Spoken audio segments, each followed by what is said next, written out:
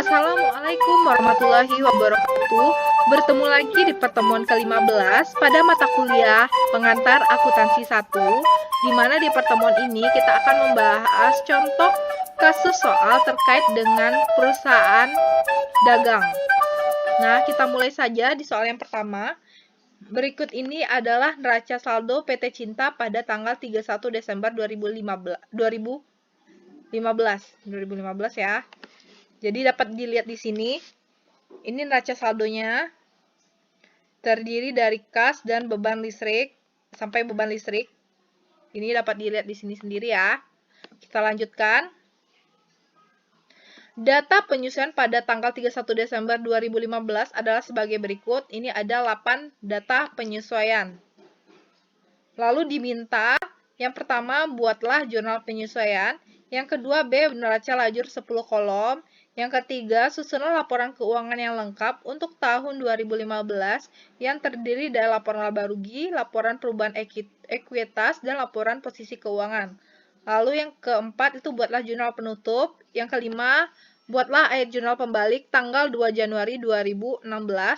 Lalu yang ketujuh, bagaimana jurnal koreksi atas membayar beban gaji 200.000 dicatat sebagai membayar beban bunga 20.000. Nah, kita jawab. Jurnal penyesuaian. Yang pertama, itu soalnya dari perhitungan fisik yang dilakukan, persediaan barang dagang yang masih ada di gudang berjumlah 1.231.800. Jadi ini merupakan persediaan akhir yang ada di gudang. Sehingga untuk jurnal penyesuaiannya itu menyesuaikan dengan saldo yang ada di neraca saldo, itu kita cocokkan dari perhitungan fisik yang dilakukan. Dilihat di sini, di neraca saldo itu besaran persediaan barang dagang itu ada 3.720.000. Sedangkan dengan adanya perhitungan fisik, persediaan barang dagang itu ternyata sebesar 1.231.800, sehingga di sini terdapat kehilangan persediaan. Maka dari itu dilakukan penyesuaian. Nah, penyesuaian yang dilakukan yang pertama itu kita buat di debit itu harga pokok penjualan sebesar selisihnya, yaitu selisih dari yang di neraca saldo. Itu di neraca saldo sebesar 3.720.000 dikurangi dengan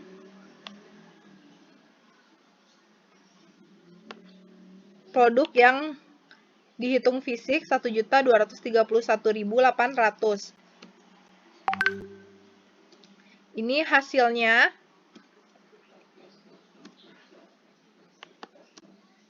Jadi hasilnya itu 2.488.200.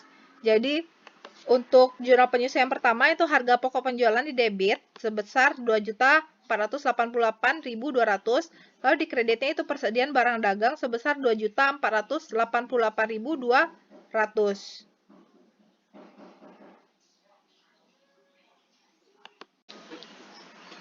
Selanjutnya kita masuk ke jurnal penyesuaian yang kedua, di mana perlengkapan yang terpakai berjumlah 52.600. Jadi di sini di soal telah dijelaskan perlengkapan yang terpakai, sehingga ini merupakan perlengkapan yang sudah digunakan. Nah, inilah yang dicatat di jurnal penyesuaian nominalnya. Sedangkan biasanya di soal itu biasanya yang diketahui itu yang tersisa, sehingga dicari selisih yang perlengkapan dikurangi yang tersisa. Tapi karena di soal ini dibilang perlengkapan yang terpakai, sudah dibilang perlengkapan yang terpakai berjumlah 52.600, maka angka 52.600 inilah yang dibuat jurnal penyesuaiannya. Jadi di sini harus teliti lagi apakah perlengkapan di soal itu diketahui perlengkapan yang terpakai atau perlengkapan yang tersisa. Jika perlengkapan yang terpakai, maka langsung saja dijurnalkan nominalnya. Tetapi jika diketahui perlengkapan yang tersisa, maka harus dicari dulu perlengkapan yang terpakai dengan membandingkan di neraca saldo yang ada lalu dikurangkan ke perlengkapan yang tersisa sehingga hasilnya menjadi perlengkapan yang terpakai. Nah, di sini karena sudah dibilang perlengkapan yang terpakai berjumlah 52.600, jadi ntar jurnal penyesuaiannya beban perlengkapan di debit itu 52.600, lalu kreditnya itu perlengkapan. Ini ya, beban perlengkapan, lalu di debit itu kreditnya perlengkapan 52.600. Lalu yang ketiga, iklan dibayar di muka adalah untuk 20 kali sampai dengan periode akuntansi. Iklan yang diterbitkan adalah sebanyak 8 kali. Jadi iklan yang dibayar di muka ini 250.000 itu untuk 20 kali. Tetapi sampai akhir periode 31 Desember 2015 yang digunakan hanya 8 kali. Jadi kita cari 250.000 dibagi dengan 20 kali. Jadi untuk satu kali iklan yang dibayarkan itu sebesar berapa? Ini kita bagi ya. 250.000 dibagi dengan 20, hasilnya 12.500. Jadi apabila telah terpakai di akhir periode sebanyak 8 kali, berarti dikalikan 8. Jadi kita kalikan 8, jadi nominalnya nanti yang harus di jurnal itu sebesar 100.000. Jadi ntar jurnalnya beban iklan di debit atau kreditnya iklan dibayar di muka sebesar 100.000. Ini ya. Jadi beban iklan di debit 100.000, kreditnya iklan dibayar di muka di kredit. Selanjutnya jurnal yang keempat yaitu gaji karyawan yang masih terutang itu 122.000. Jadi nanti jurnal penyesuaiannya itu beban gaji 122.000 di debit, kreditnya utang gaji sebesar 122.000. Ini ya, beban gaji di debit 122.000, lalu utang gaji di kredit sebesar 122.000. Yang kelima, peralatan disusutkan sebesar 5% dari harga perolehan. Jadi di sini peralatan disusutkan sebesar 5% dikali dengan harga perolehan peralatan. 5% dari peralatan 2 juta. Jadi 5% dari 2 juta, hasilnya didapatkan sebesar 100.000. Jadi nanti beban jurnalnya untuk penyusutan peralatan itu beban penyusutan peralatan sebesar 100.000 di debit, kreditnya akumulasi penyusutan peralatan sebesar 100.000. Ini ya, beban penyusutan peralatan 100.000 lalu akumulasi penyusutan peralatan di kredit 100.000. Selanjutnya, yang keenam itu pendapatan bunga yang masih akan diterima sebesar 287.000. Jadi, jurnal penyesuaiannya itu ada piutang bunga sebesar 287.000 di debit, lalu kreditnya itu pendapatan bunga sebesar 287.000. Ini yang keenam ya. Jadi piutang bunga di debit sebesar 287.000, di kreditnya pendapatan bunga sebesar 287.000. Lanjut ke yang ketujuh, asuransi dibayar di muka untuk jangka waktu 2 tahun dimulai tanggal 1 September 2015. Jadi asuransi dibayar di muka, ya ini, asuransi dibayar di muka itu sebesar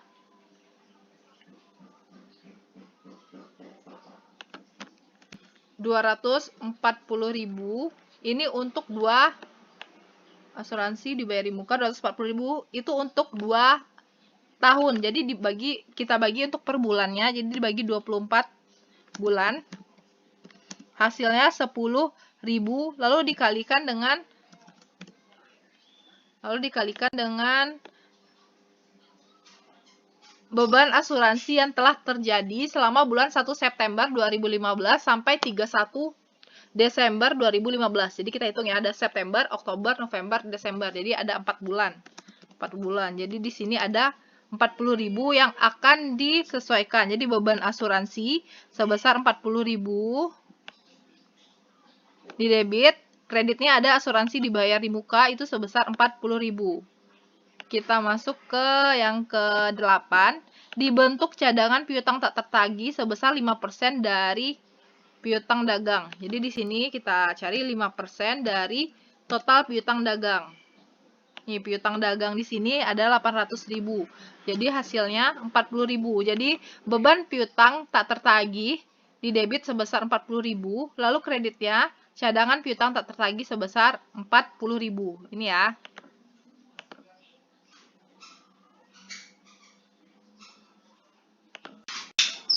Selanjutnya kita masuk ke pembahasan yang kedua, yaitu buat neraca lajur 10 kolom. Nah, neraca lajur 10 kolom, jadi kita pindahkan neraca saldo yang ada di sini, itu kita pindahkan ke neraca lajur semuanya, berdasarkan saldo normal masing-masing akun. Jadi di sini kita pindahkan, ini nama akunnya, ada neraca saldo sebelum penyesuaian. Jadi ada kas, piutang, cadangan piutang tak tertagih, persediaan barang dagang, perlengkapan, iklan dibayar di muka, asuransi dibayar di muka, peralatan usaha, akumulasi penyusutan peralatan usaha, utang dagang, utang bank, modal saham, laba ditahan, dividen, penjualan, retur penjualan, diskon penjualan, pembelian, transport pembelian, retur pembelian, diskon pembelian, ada beban gaji, beban utilitas, dan beban listrik. Jadi kita pindahkan semuanya ke neraca lajur. Jadi kita pindahkan di sini, itu neraca saldo sebelum penyesuaian. Nah, kita jumlahkan debit dan kreditnya. Debit dan kreditnya sama balance sebesar 18.640.800. Selanjutnya kita masukkan penyesuaian. Nah, penyesuaian ini sesuai dengan yang telah kita buat di jurnal penyesuaian. Jadi di sini kita masukkan semuanya. Ada 8 jurnal penyesuaian. Jadi kita masukkan di sini jurnal penyesuaiannya ada apa aja. Sini ya. Jadi di sini yang pertama itu memasukkan harga pokok penjualan dan persediaan barang dagang. Harga pokok penjualan itu di debit, persediaan barang dagang di kredit. Jadi kita masukkan ini. Ini persediaan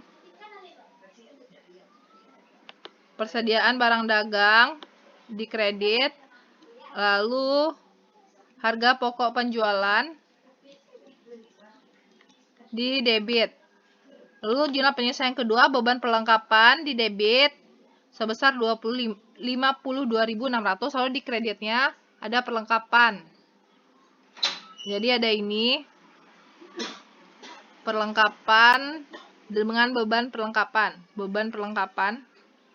Beban perlengkapan ini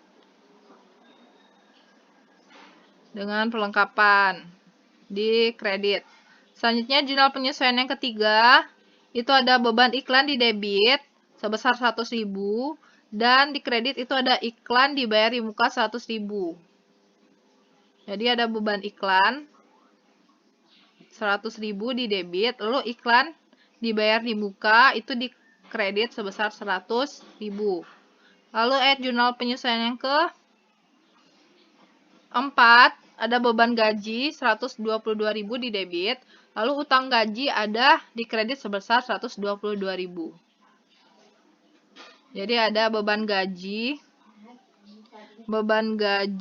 itu 122.000 di debit, di kreditnya ada utang gaji ya, di kredit.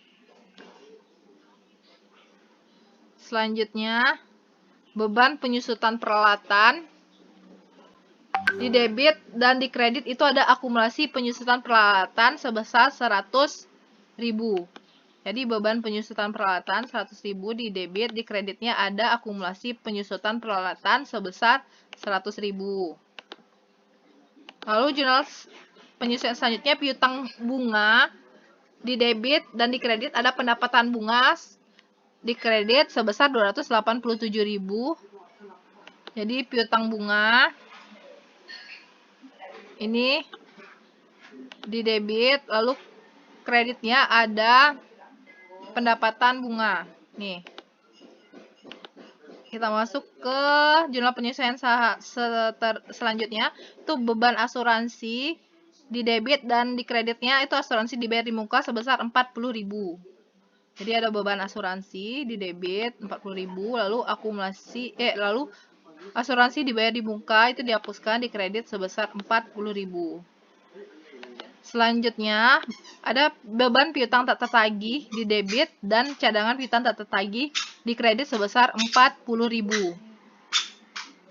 Jadi ada beban piutang tak tertagih di debit 40.000, cadangan piutang tak tertagih di kredit 40.000. Jadi jurnal penyesuaian telah dimasukkan ke kolom penyesuaian di neraca lajur.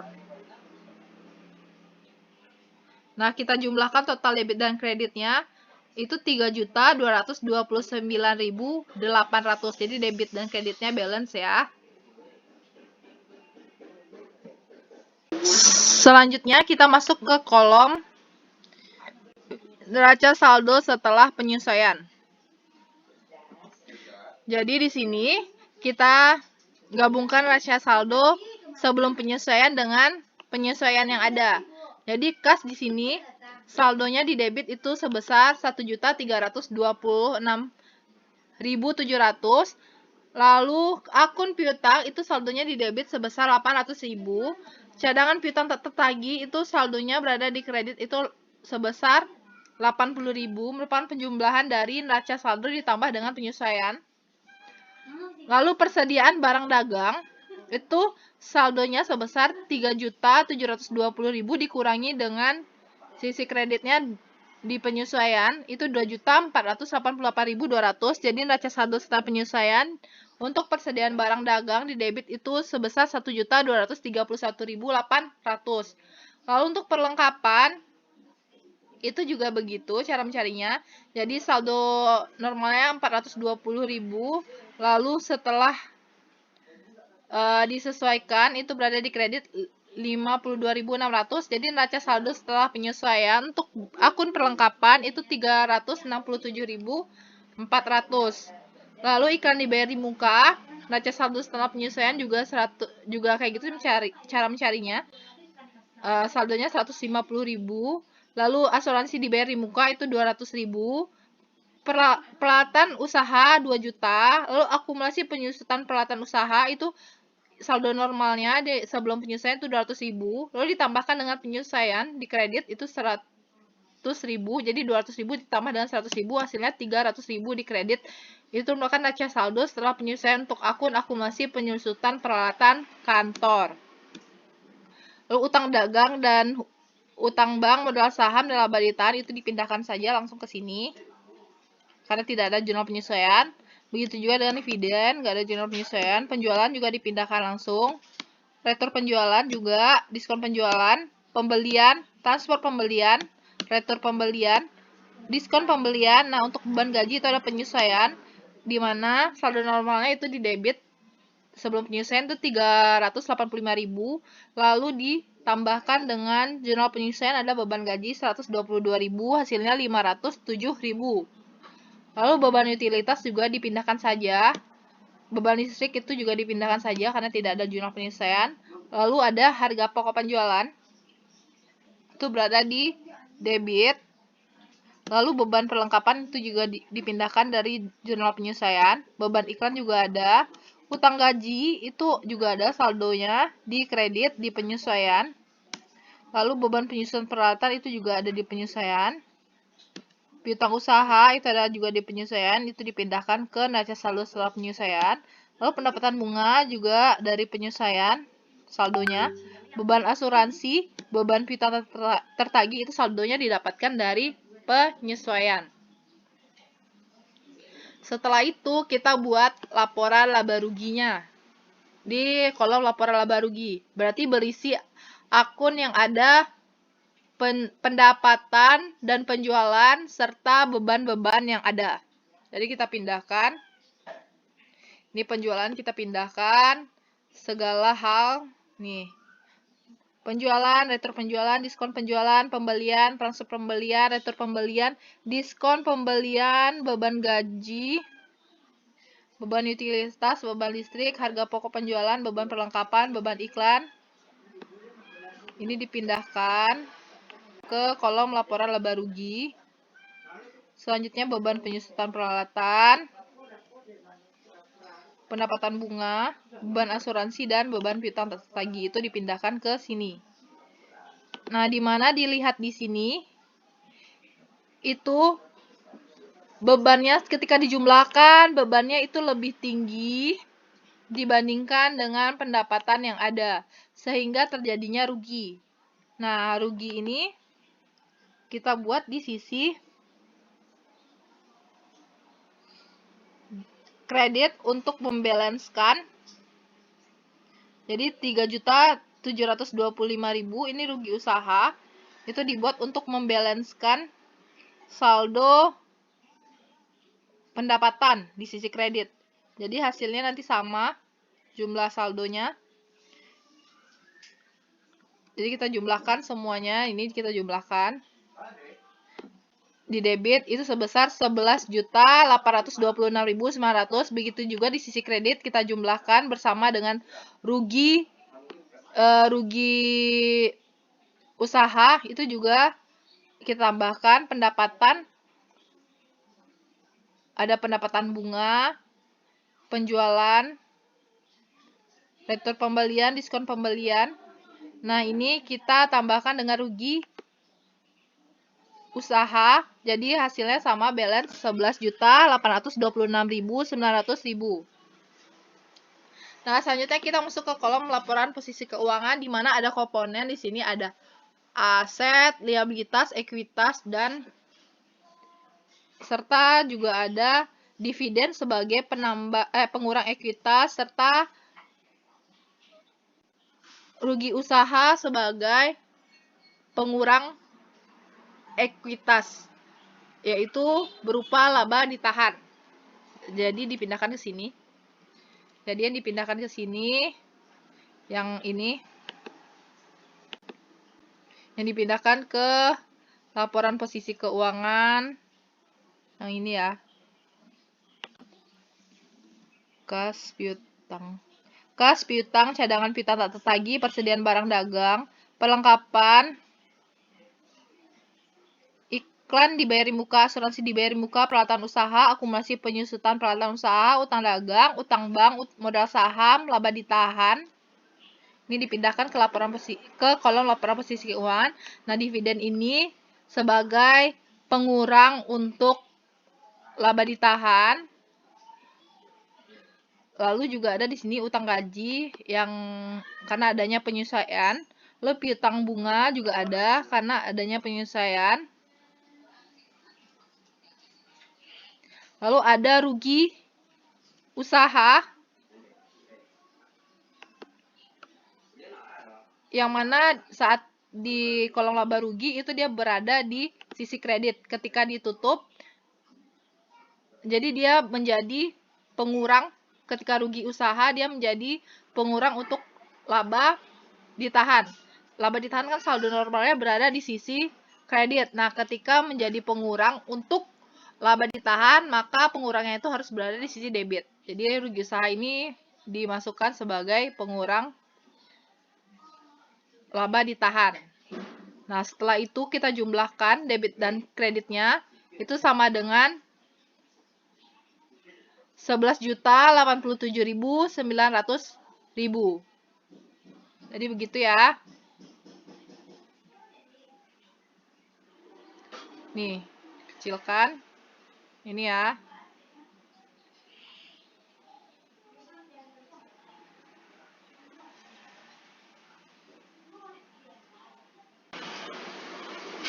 Nah, selanjutnya kita masuk ke yang C.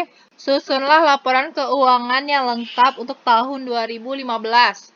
Nah, yang pertama kita susun itu laporan laba rugi. Nah, kita buat judulnya dulu, PT Cinta, nama laporannya laporan laba rugi. Lalu untuk periode yang berakhir 31 Desember 2015. Nah, komponen dari laporan laba rugi itu penjualan, pendapatan, serta beban-beban yang ada, di mana di sini untuk format laporan laba rugi itu menggunakan multiple step. Jadi di sini ada penjualan, kita lihat di neraca lajur ada penjualan sebesar 7.320.000.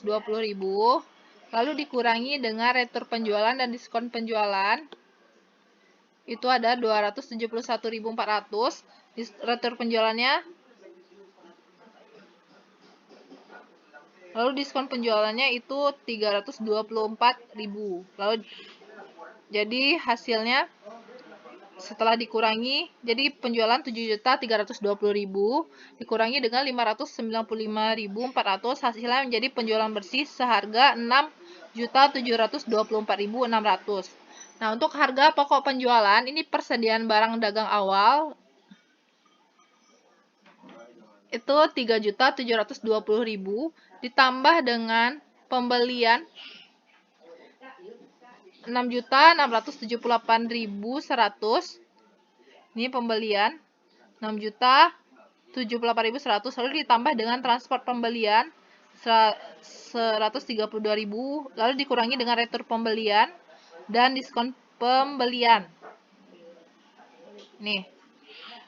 Jadi ditambah dengan pembelian dan transport pembelian, lalu dikurangi dengan retur pembelian dan diskon pembelian. Hasilnya persediaan barang dagang siap dijual sebesar 10.035.200. Lalu dikurangi dengan persediaan barang dagang akhir, itu didapatkan dari soal ini satu, dari perhitungan fisik itu 1.231.000. Nah, di mana akun dari harga pokok penjualan, ini ada akun harga pokok penjualan itu merupakan 2.488.200. Ini merupakan angka, ini jadi sini ya, jadi persediaan barang dagang awal, jadi dikurangi dengan persediaan barang dagang akhir, jadi jadinya hasilnya 2.488.200. Ini ya. Ini komponen dari harga pokok penjualan 2.488.200. Ini dibuat seperti ini. Cara membuat komponen akun harga pokok penjualan di laporan laba rugi, gini ya. Udah, setelah itu dikurangi setelah persediaan barang dagang siap akhir dikurangi dengan persediaan barang dagang siap dijual 10.335.200 dikurangi dengan persediaan barang dagang akhir 1.231.800. Jadi total harga pokok penjualannya itu 8.803.400.000. Nah, inilah yang dikurangkan dengan penjualan bersih. Hasilnya didapatkan rugi kotor 2.078.800. Selanjutnya kita masukkan semua beban operasi, karena di soal tidak dijelaskan mana beban yang masuk ke beban umum dan beban administrasi, beban penjualan yang mana, beban administrasi dan umum yang mana, nggak dijelaskan, jadi kita satukan saja menjadi beban operasi. Jadi kita pindahkan semua beban di sini. Nih, semua beban yang ada kita pindahkan.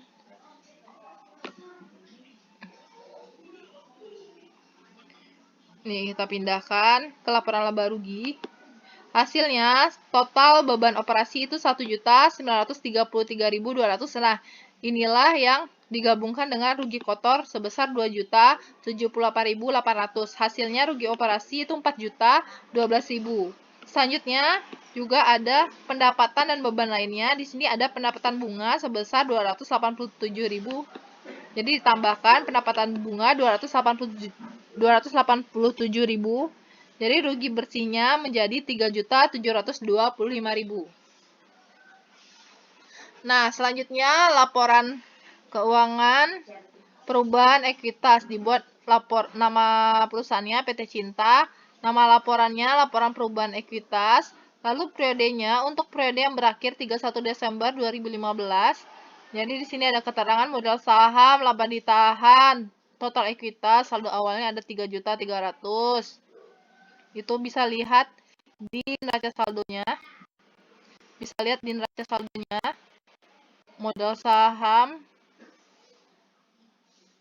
ini 3.300.000, laba ditahan 4.843.200. Ini ya, total ekuitasnya dijumlahkan 8.143.400. Lalu di laba ditahan itu ada perubahan rugi usaha menjadi pengurangan 3.725.000, lalu dikurangi juga dengan prive sebesar 1 juta.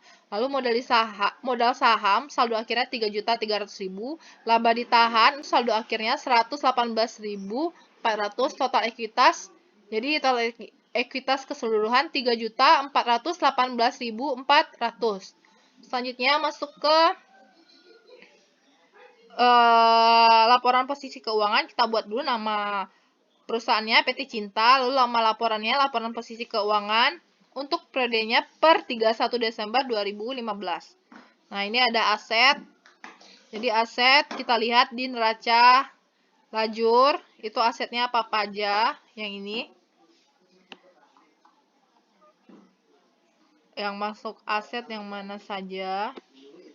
Kita masukkan ya. Yang ini kas, piutang, cadangan piutang tak tertagih, persediaan barang dagang, perlengkapan, iklan dibayar di muka, asuransi dibayar di muka, peralatan usaha, akumulasi penyusutan peralatan usaha. Terus ada di sini piutang bunga. Ini yang kita masukkan ke aset. Nih. Setelah itu kita dapatkan total asetnya 5.982.900. Lalu kita masuk ke liabilitas. Ke liabilitas di sini.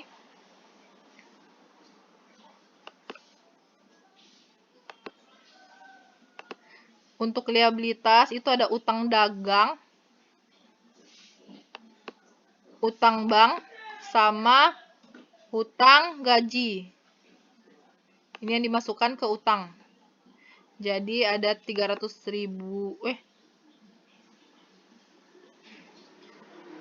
Jadi ada 642.500 ditambah dengan hutang bank 1.800.000, lalu ditambahkan dengan utang gaji 122.000. Ini totalnya 2.564.500. Lalu untuk ekuitas itu dilihat dari laporan perubahan ekuitas. Untuk modal saham itu tetap 3.300.000, laba ditahan itu sebesar 118.400. Jadi total ekuitas itu 3.418.400. Total liabilitas dan ekuitas 2.564.500 ditambah dengan 3.418.400. Hasilnya 5.982.900. Jadi balance ya, total aset sama dengan total liabilitas dan ekuitas.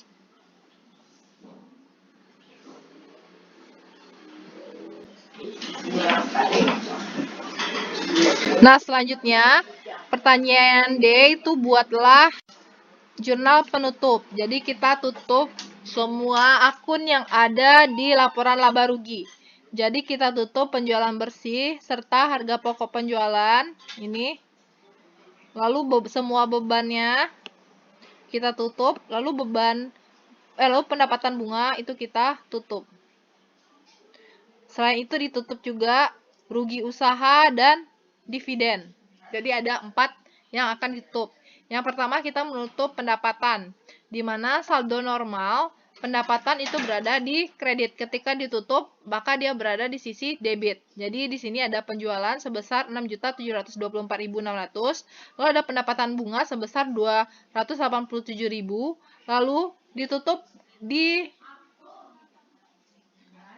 kreditnya tuh pada ikhtisar laba rugi sebesar, ini dijumlahkan, jadi 7 juta. Jadi ini dijumlahkan sebesar 7.011.600. Selanjutnya menutup semua beban yang ada di laporan laba rugi. Jadi kita tutup harga pokok penjualannya, beban gaji, beban utilitas, beban listrik, beban perlengkapan, beban iklan, beban penyusutan peralatan, beban asuransi, beban piutang tak tertagih. Itu yang awalnya beban itu saldo normalnya di debit, ketika ditutup berada di kredit. Jadi semua totalnya, total semua beban itu sebesar 10 juta. Ini 736.600. Nah, inilah yang ditutup pada akun ikhtisar laba rugi di sisi debit sebesar 10.736.600. Selanjutnya ditutup juga rugi karena di sini kita lihat bahwa pendapatan cuma 7.011.600. Lalu rugi di sini totalnya 10.736.600, berarti terjadi rugi. Nah, dimana ketika kita satukan akun ini, itu berarti saldo akhirnya berada di debit. Berarti ikhtisar laba ruginya berada di debit sebesar selisihnya. Itu sebesar, kita kurangkan ya, kita selisihkan. Hasilnya 3.725. Nah, jadi karena saldo akhir yang penutupan pendapatan dan beban itu berada di untuk akun ikhtisar laba rugi berada di debit, sehingga ketika ditutup maka menutup yang awalnya di debit menjadi di kredit. Jadi di sini ya, di kredit di sini. Ikhtisar laba rugi sebesar 3.725.000. Lalu di kreditnya di debitnya itu sebesar yaitu akun laba ditahan sebesar 3.725.000. Jadi di sini banyak yang salah, biasanya angkanya berbeda, di mana angkanya itu harus sama dengan rugi atau laba yang ada di laporan laba rugi. Misalnya angkanya di sini 3.725.000, ini kan rugi. Ketika ditutup jurnalnya itu laba ditahan debit, kreditnya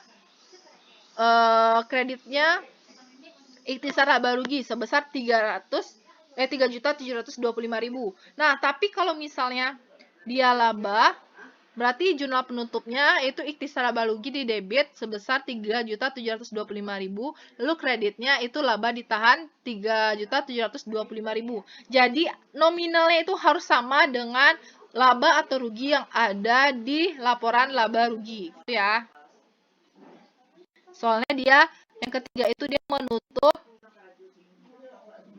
laba atau rugi. Lalu yang keempat kita menutup dividen, di mana dividen saldo normalnya berada di debit, ketika ditutup dia berada di kredit. Jadi ditutup dividen itu di kredit dengan pasangannya akun laba ditahan di debit sebesar 1 juta. Jadi di sini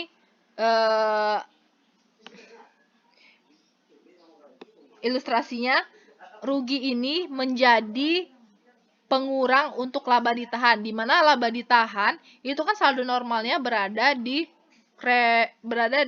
kredit. Nah, ketika menjadi pengurang berarti laba ditahan ketika ditutup berada di sisi debit. Nah, begitu juga dengan dividen, itu menjadi pengurang untuk laba ditahan. Makanya jurnalnya seperti ini. Selanjutnya, jurnal pembalik.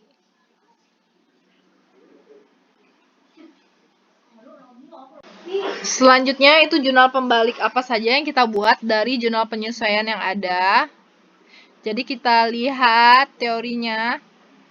Jadi skema jurnal pembalik itu ada pendapatan yang masih akan diterima, lalu beban dibayar di muka jika saat pembayaran dicatat sebagai beban, lalu beban terutang, lalu pendapatan diterima di muka jika saat menerima dicatat langsung sebagai pendapatan.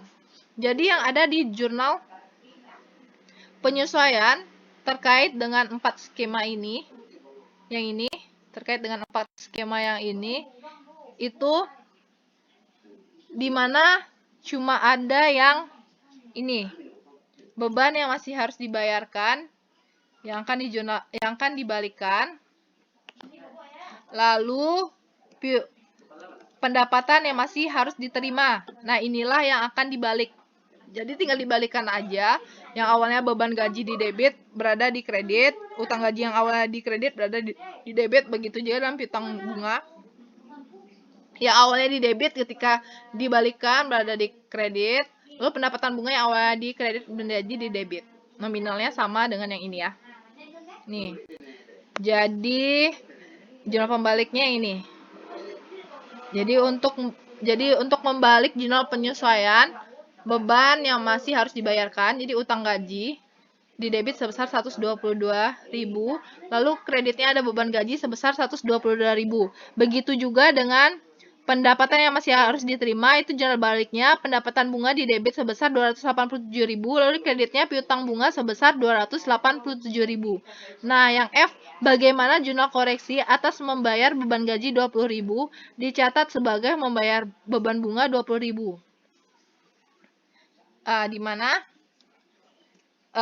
jawabannya ini ya, beban gaji di debit itu sebesar 200.000, lalu beban bunga di kredit sebesar 20.000 dan kas sebesar 180.000. Nah, jadi ilustrasinya seharusnya jurnal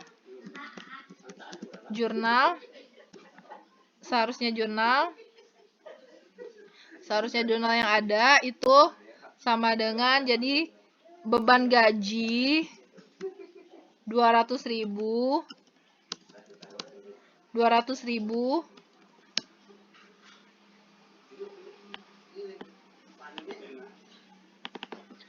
pada kas sebesar 200.000. Tetapi keliru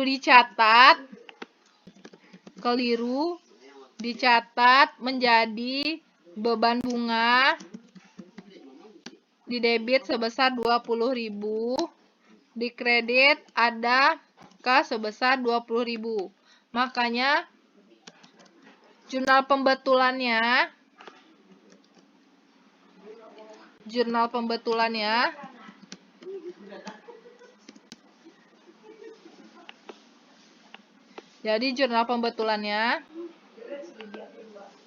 nah, di mana kita menimbulkan beban gaji yang 200.000 ini. Jadi kita timbulkan di sini ada timbul di debit beban gaji 200.000. Lalu kita hapuskan beban bunga yang ada yang keliru dicatat. Jadi yang awalnya dia beban bunga dicatat di debit, kita hapuskan menjadi di kredit. Beban bunga dihapuskan di sini. Lalu terjadi karena seharusnya dicatat 200.000 tetapi malah dicatat kasnya 20.000, maka terjadi adanya pengurangan dari kas yang harus dibayarkan yang harus dicatat. Jadi kita catat selisihnya, kas di kredit sebesar selisihnya 200.000 dikurang 20.000 jadi 180.000. Jadi jawabannya yang ini. Itu ya jawabannya. Kalau nggak dibuat ininya boleh juga langsung dibuat ini. Juga benar. Jadi jawabannya yang ini. Jadi ini penjelasan untuk ilustrasinya saja.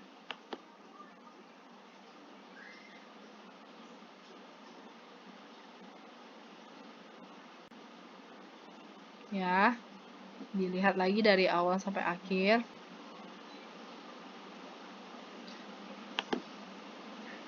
Nah, begitu juga untuk neraca lajur yang B, yang ini.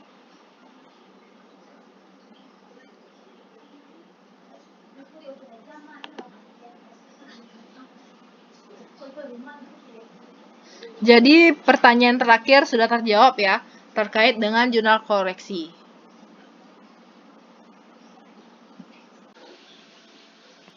Kita masuk ke contoh soal yang kedua. Catatlah transaksi berikut ke dalam jurnal umum dengan metode perpetual dan metode periodik.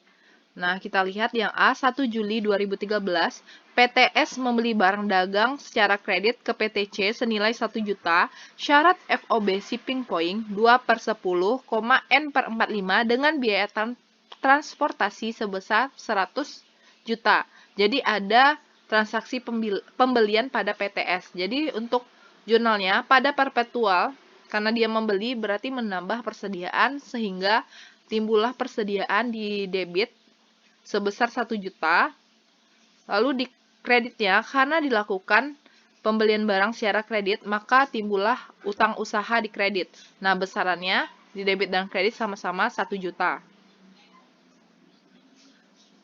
Nah, lalu untuk memakai metode periodik, perbedaannya di mana kalau di perpetual, di debit itu ada akun persediaan barang dagang, sedangkan di periodik itu nama akunnya jadi pembelian.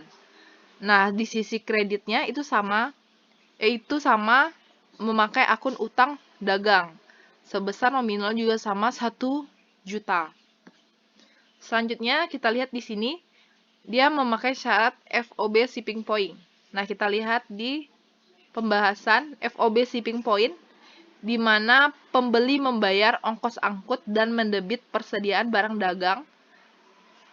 Itu metode perpetual dan beban angkut pembelian di metode periodik. Nah, karena dia menggunakan FOB shipping point dan PTS lah yang membeli, sehingga pembeli membayar ongkos dan dia yang mencatat pembayaran dari ongkos angkut tersebut.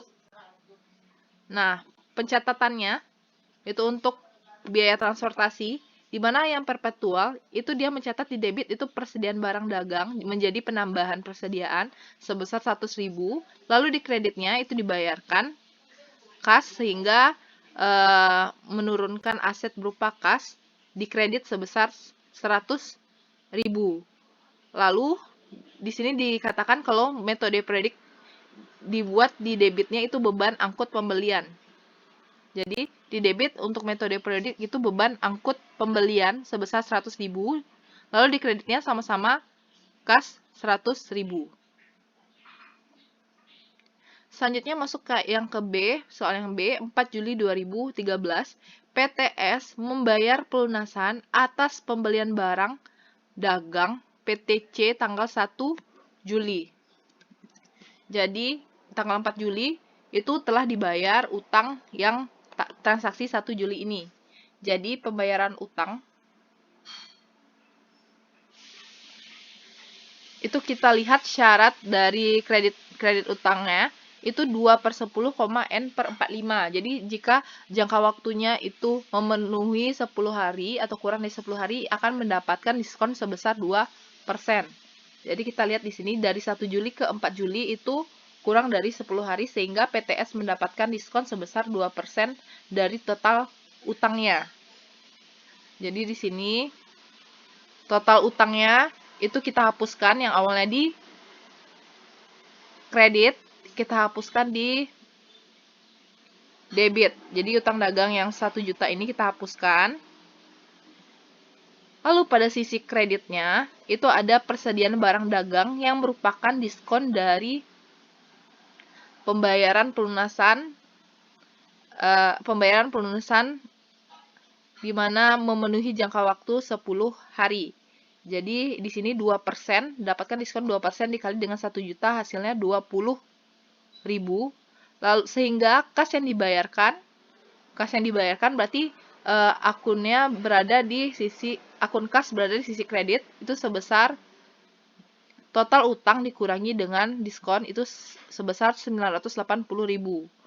Nah, kalau dengan menggunakan metode periodik itu pada debitnya sama, utang usahanya dia menghapuskan utang usaha yang awalnya di kredit dihapuskan ke debit, lalu karena adanya diskon sehingga terdapat di kreditnya itu akun diskon pembelian sebesar 20.000, didapatkan hasilnya 2% dikali dengan 1 juta jadi 20.000, sehingga pembayaran kas berada di sisi kredit dengan mencatat akun kas sebesar 1 juta dikurangi dengan 20.000 hasilnya 980.000.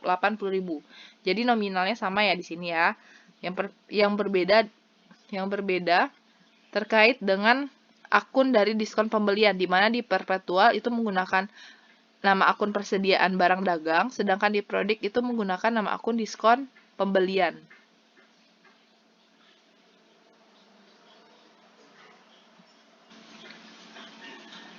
Selanjutnya kita masuk ke C, 5 Juli 2013, PTS menjual barang dagang secara kredit ke PTB senilai 16 juta, syarat FOB destination 3/10,N/30 dengan biaya transportasi sebesar 500.000, harga pokok barang yang dijual sebesar 12.000. Nah, di mana dalam mencatat penjualan di perpetual itu ada 2 kelompok jurnal. Yang pertama mencatat penjualannya, yang kedua mencatat harga pokok penjualannya. Nah, jadi di sini untuk mencatat penjualannya, di mana itu dilakukan secara kredit, sehingga timbullah piutang dagang di debit sebesar 16 juta.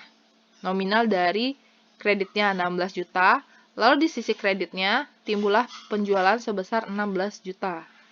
Lalu kelompok jurnal yang kedua itu dari transaksi penjualan itu ada harga pokok penjualan dengan metode perpetual. Jadi harga pokok penjualan di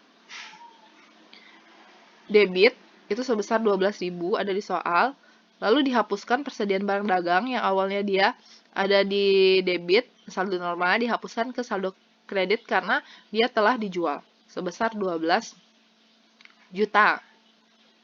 Nah, selanjutnya ini kita lihat lagi tanggal 5 Juli dia memakai syarat FOB destination.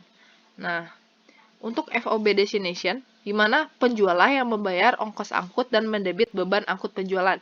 Jadi baik pakai metode perpetual dan periodik dia sama-sama mendebit beban akun penjualan. Jadi untuk mencatat biaya transportasinya itu dicatat ini beban angkut penjualan di metode perpetual sebesar 500.000. Ini sebesar 500.000. Ini karena dalam FOB destination penjual yang menanggung biaya transportasi sehingga dialah yang mencatat. Lalu dicatat itu sisi debit, lalu sisi kreditnya itu ada kas sebesar 500.000 di sisi kredit. Nah, untuk yang periodik itu perbedaannya dengan perpetual dia hanya mencatat penjualannya saja. Jadi di debit itu ada piutang dagang sebesar 16.000, lalu di kreditnya itu ada penjualan, akun penjualan 16.000. Nah, dia nggak mencatat harga pokok penjualannya. Jadi di sini nggak ada, sehingga dilanjutkan dengan mencatat biaya transportasi. Nah, jadi di debitnya itu ada akun beban angkut penjualan itu sama dengan metode perpetual. Jadi beban angkut penjualan sebesar 500.000 di debit, lalu di kreditnya itu ada kas sebesar 500.000.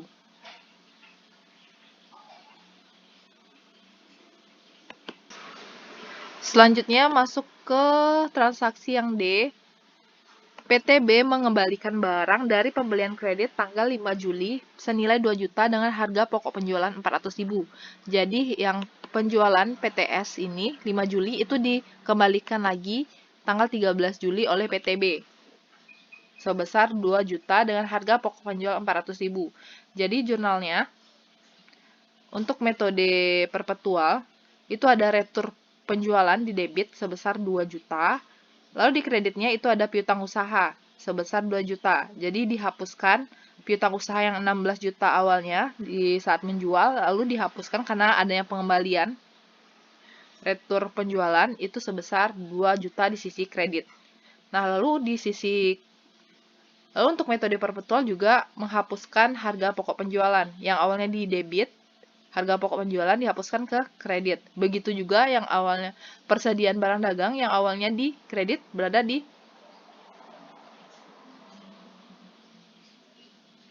debit. Jadi dikembalikan lagi ke saldo normalnya, jadi penambahan persedia barang dagang. Sebesar harga pokoknya 400.000. Ini sama-sama ya. Nah, kalau untuk metode periodik, di mana dia nggak mencatat pengembalian dari harga pokok penjualannya. Jadi dia cuma mencatat retur penjualannya aja. Jadi di sini retur penjualan di debit sebesar 2 juta, lalu sisi kreditnya itu dia menghapuskan piutang usaha. Dia menghapuskan piutang dagang sebesar 2 juta. Jadi ini sama ya. Yang ini sama, tapi di periodik itu tidak ada ya mengembalikan jurnal untuk harga pokok penjualan. Itu tidak ada. Selanjutnya kita masuk ke transaksi E. PTS menerima pembayaran dari PTB untuk penjualan tanggal 5 Juli. Jadi ini 10 hari ya, memenuhi 10 hari sehingga dia nanti dapat diskon ya, 3% di sini, 3 per 10, jadi 3%. Jadi 3%. Jadi yang E itu ada diskon penjualannya. Jadi karena ini penjualan, jadi kita untuk lebih mudahnya kita hapuskan, ibarat kita hapuskan piutang dagang dari PTB yang awalnya 16.000 setelah adanya retur itu dikurangi dengan 16 juta awalnya dia PTB berutang itu 16 juta, sehingga PTS itu terdapat piutang 16.000, lalu adanya retur itu dikurangi 2 juta, jadi hasilnya dihapuskan saldo normalnya piutang usaha yang awalnya di debit dihapuskan ke kredit. Jadi piutang dagang itu 14.000. Jadi 16.000 dikurangi dengan retur 2 juta. 16 juta dikurangi dengan retur 2 juta, hasilnya 14 juta. Nah, 14 juta ini, nah karena pelunasan dari PTB ini dia memenuhi syarat 10 hari sehingga mendapatkan diskon 3%, sehingga adanya diskon penjualan di debit sebesar 3% dari 14.000. Hasilnya 420.000. Nah, sehingga kas yang dibayarkan berarti ada akun kas. Ada akun kas yang diterima oleh PTS yang dibayarkan oleh PTB itu sebesar 14.000 dikurangi dengan 420.000, jadi 13.580.000. Jadi ditekankan lagi piutang dagangnya 14.000 ya, bukan 16.000. Diteliti kembali, jadi yang dipakai ini 16.000 dikurangi dengan retur penjualan 2 juta, hasilnya 14.000. Karena kalau misalnya salah 16.000 di sini, entar diskon penjualannya juga salah dan angka dari kasnya juga salah. Jadi berikut merupakan jurnal untuk transaksi pelunasan jika ada diskon penjualan. Selanjutnya untuk metode perpetual. Nah, metode periodik itu jurnalnya sama, nggak ada bedanya. Jadi kas itu di debit sebesar 13.580.000, lalu di debit ada diskon penjualan sebesar 420.000 dan di kredit dihapuskan piutang dagang yang sisa 14.000 setelah adanya retur itu di kredit sebesar 14.000.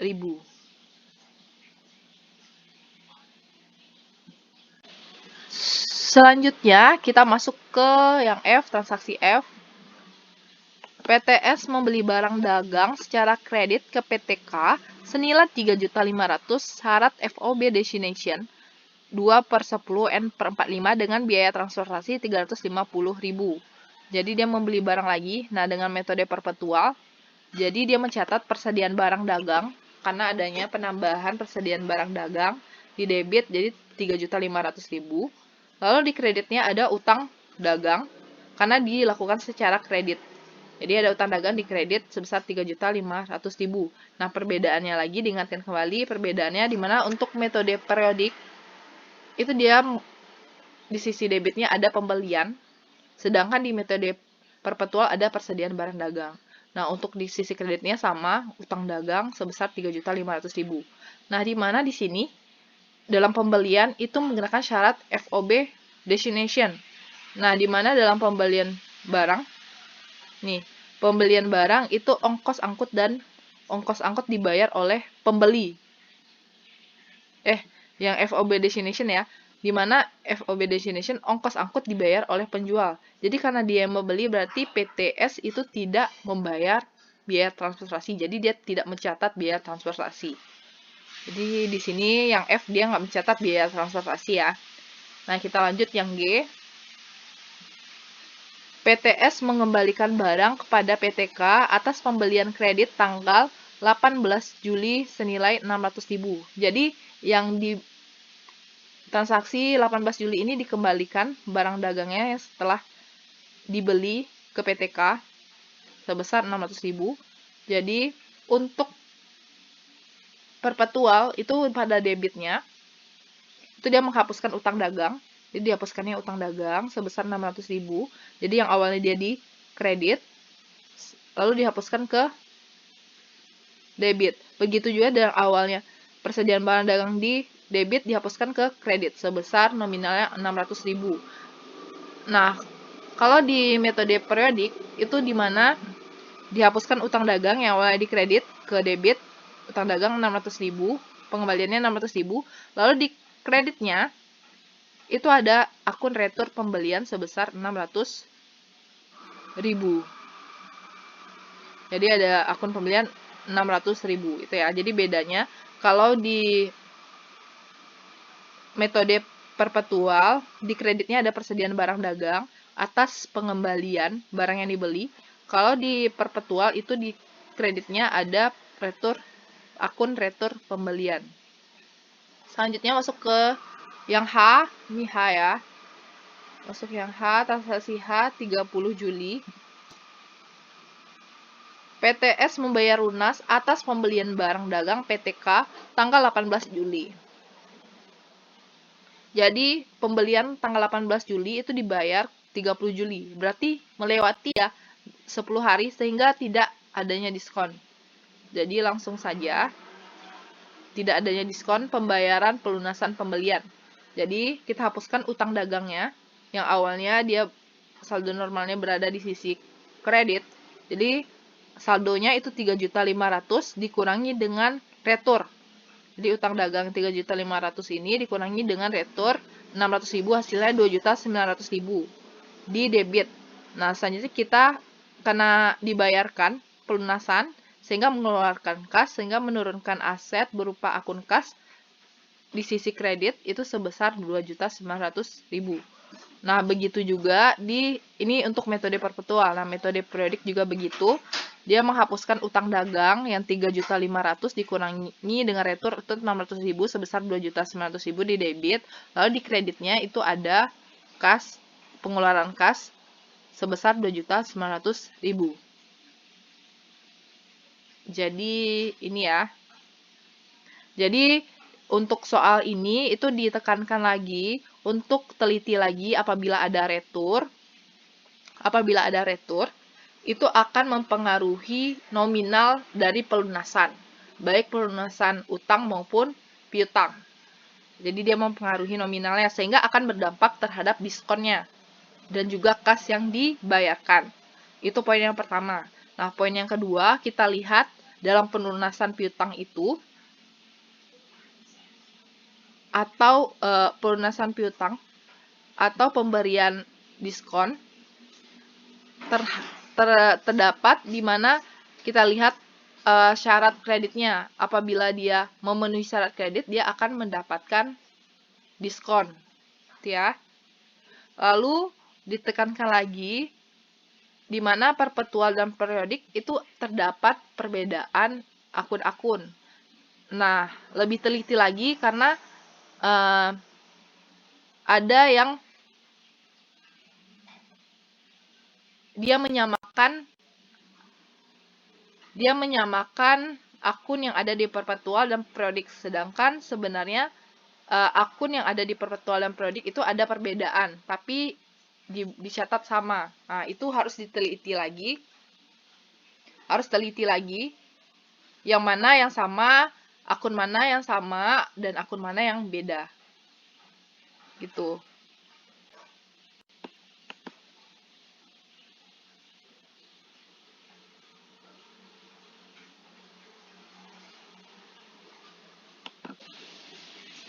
Jadi soal 2, untuk pencatatan transaksi dalam jurnal umum dengan metode perpetual dan metode periodik itu telah dijawab ya.